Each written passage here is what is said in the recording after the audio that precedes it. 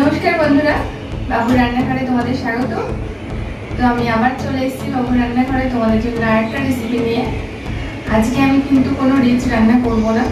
যারা হালকা মশলা রান্না খেতে পছন্দ করে আমি তাদের জন্য এই রেসিপিটা করে দেখাচ্ছি। তো আজকে রান্না করব রুই মাছের পাতলা ঝোল। তো চলো স্কিপ না করে আমার সাথে থেকো, পুরো ভিডিওটা দেখো। রান্নাটা করতে আমার লাগছে একটা আলু আর একটা কাঁচকলা। আমি এই আলু আর কাঁচকলাটাকে কেটে নিচ্ছি।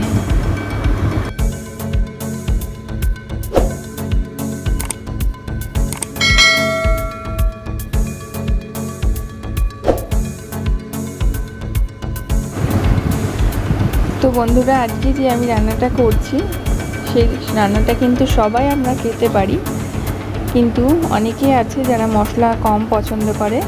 শুধু তাদের জন্যই এই রান্নাটা আমি দেখাচ্ছি। তো এই রান্নাটা কিন্তু একদম খারাপ লাগে না খেতে, কারণ আমরা ঘরোয়া যখন বাড়িতে রান্না করি তখন চেষ্টা করি একটু কম মশলা দিয়ে খাওয়ার। তো চলো বন্ধুরা, দেখো রান্নাটা আমি কিভাবে করছি। আশা করি ভালো লাগবে, আমার সঙ্গে থেকে পুরো ভিডিওটা দেখো। এবার এখানে দিয়ে দিচ্ছি সর্ষে আর জিরে, আর দিচ্ছি কাঁচা লঙ্কা। এবার এটাকে আমি শিলে বেটে নেব।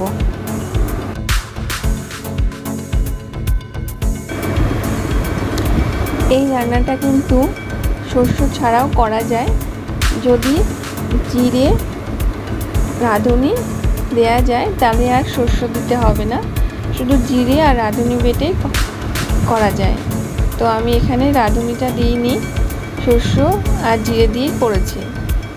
যদি তোমরা মনে করো যে সর্ষে দেবে না, তাহলে জিরে আর শুধু রাঁধুনিটাই দেবে।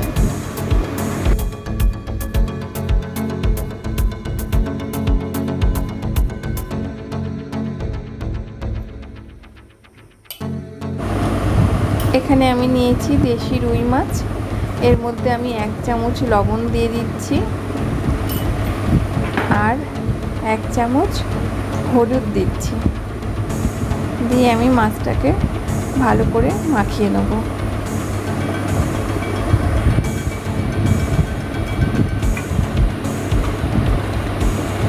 খুব ভালো করে মাখাবো যাতে নুন হলুদটা মাছের গায়ে খুব ভালোভাবে লেগে থাকে।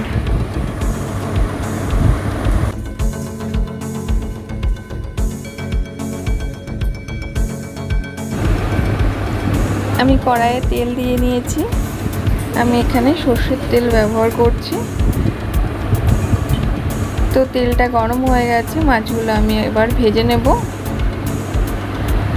তো বন্ধুরা, তোমাদের যদি হালকা মশলা দেওয়া রান্না তোমাদের যদি পছন্দ হয় তো আমাকে অবশ্যই কমেন্ট বক্সে জানাবে, তাহলে আমি কিছু রান্না হালকা মশলাতে আমি দেখিয়ে দেবো।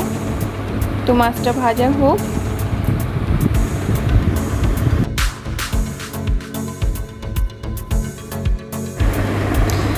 মাছটার উল্টো পিঠটা আমি এবার ভেজে নেব।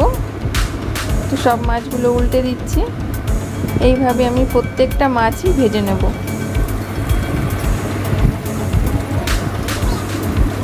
তো মাছটা ভাজা হয়ে গেছে, এবার আমি তুলে নেব।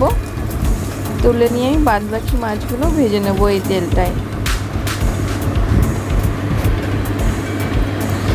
এবার এই তেলের মধ্যে আরেকটু সর্ষের তেল ব্যবহার করছি। দিয়ে এর মধ্যে আমি দিয়ে দিচ্ছি জিরে। তো ফোড়নটা ভাজা হয়ে গেছে, এর মধ্যে আমি দিয়ে দিচ্ছি আলু আর কলাগুলো। দিয়ে এবার আমি ভালো করে আলু আর কলাগুলোকে ভেজে নেব।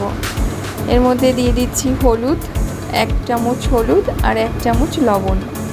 দিয়ে এবার আমি ভালো করে নাড়াচাড়া করে একটুখানি ঢাকা দিয়ে দেবো। আলু আর কলাগুলো ভালো করে ভাজা হয়ে গেছে, এবার দিয়ে দেবো জল।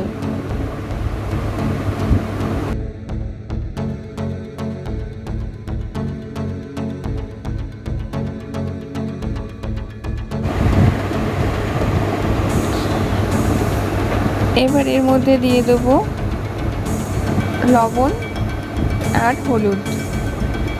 এখানে আমি হাফ চামচ হলুদ দিলাম আর 1 চামচ মতো লবণ দেব, কারণ আমি কলা আর আলু ভাজার সময় লবণটা দিয়েছি, মাছ ভাজার সময় লবণটা দিয়েছি, যার জন্য আমি এখানে বেশি লবণ দেব না।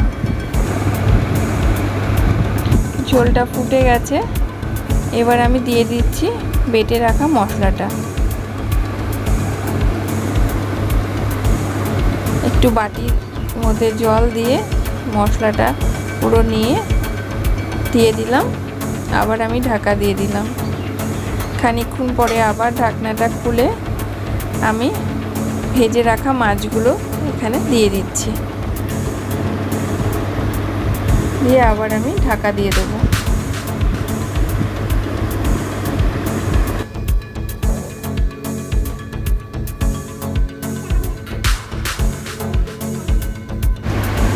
তো ঢাকনাটা সরিয়ে আমি দেখি রান্নাটা কতদূর হলো। তো রান্নাটা হয়ে গেছে, এর চেয়ে আমি কম ঝোল রাখবো না, এবার আমি নামিয়ে দেবো। তো রান্নাটা হয়ে গেছে, দেখো বন্ধুরা।